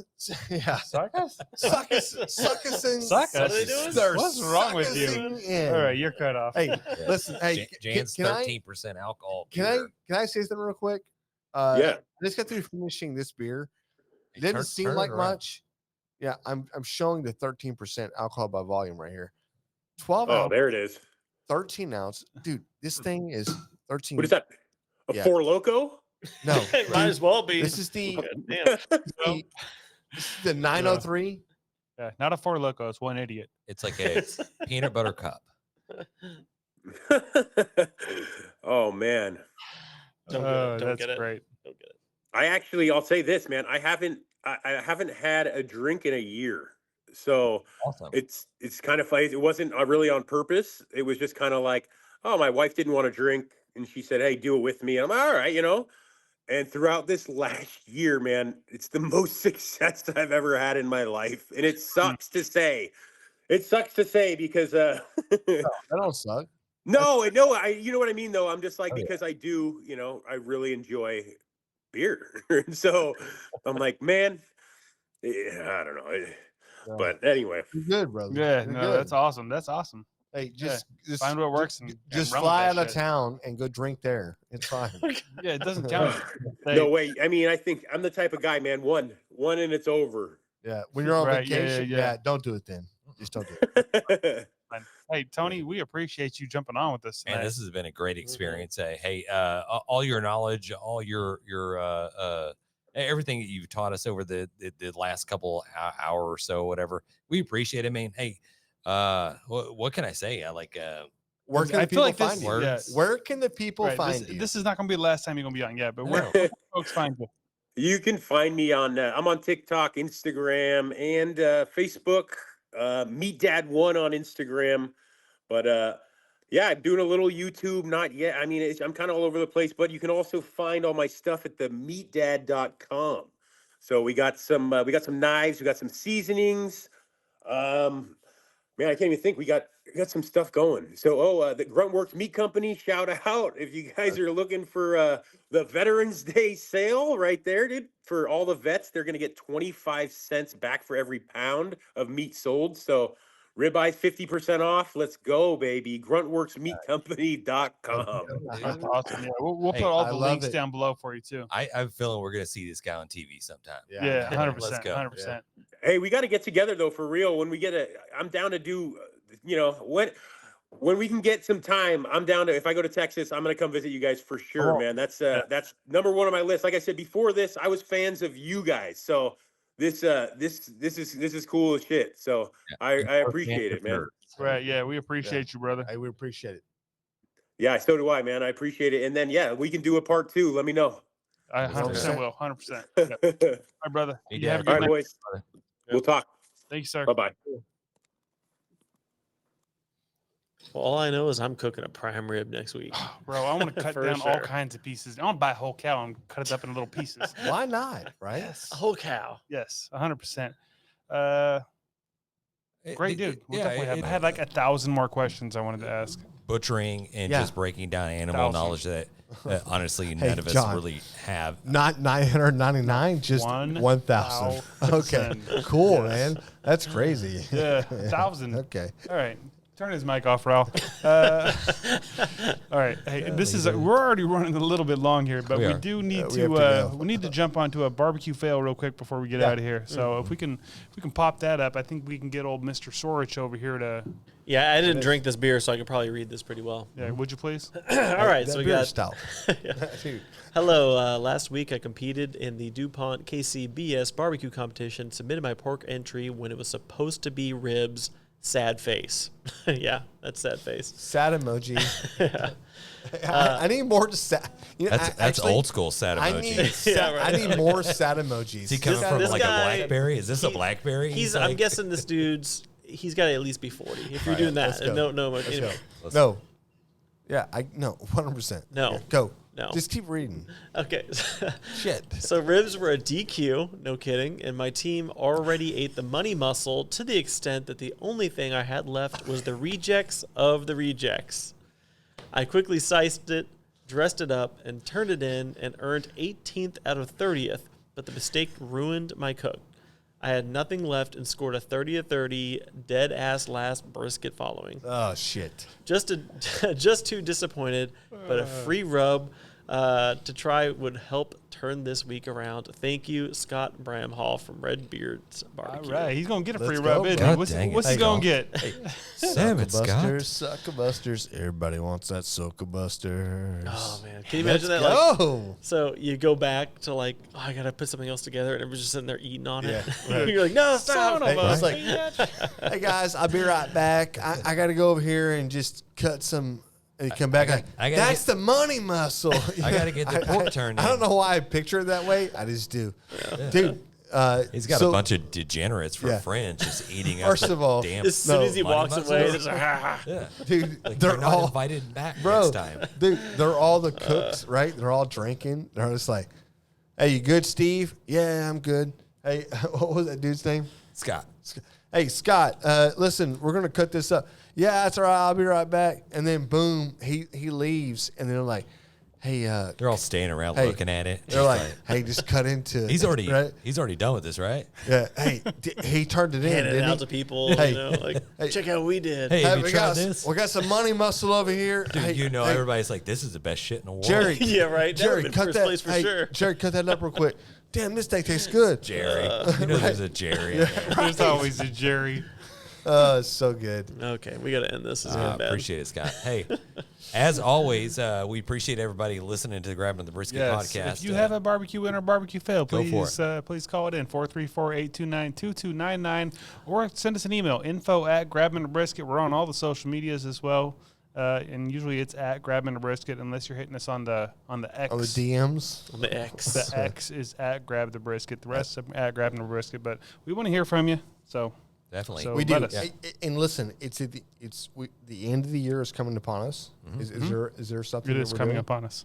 Is there? Are we doing a giveaway or is this? Yes, there's a huge giveaway. Exactly. So You wanna the elaborate, or- barbecue fail giveaway, the end of the year giveaway. If you get onto this show, we share your thing like we did with Scott. That's right. Is it Scott. Yep. Yep. He's in the running for the what are we calling this? The big ass end of the year giveaway. That's it. It's a backyard offset heavy duty. This is what $3,000 value or changing something. your life. It's At least. This badass smoker this builder. changes the game of how you do barbecue with all your friends.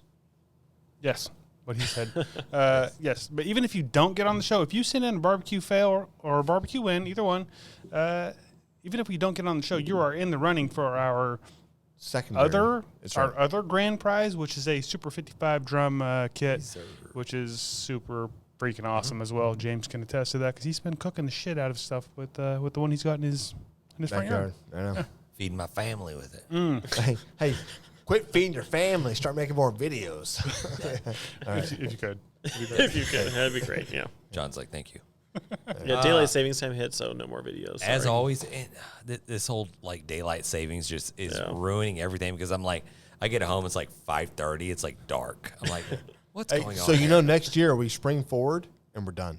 Yeah, no more springing, no more falling. Oh, that's when they finally that thing We're done. Next finally year goes we in? spring forward and there's nothing else. Okay. No more Great, falling. Let's Can go. we get like a year of like getting our clocks adjusted? Next year. No. Is that next year? I don't know. This whole year? Yeah, Anyways, I don't know. guys, hey, honestly, it's been great talking barbecue with you. Peace. Let's go. Thanks, everybody. We've been great.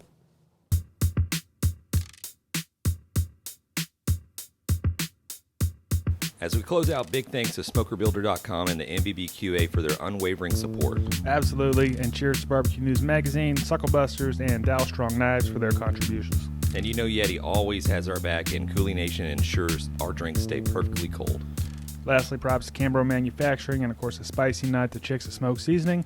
Thanks to all for powering this show. Until next time, keep smoking.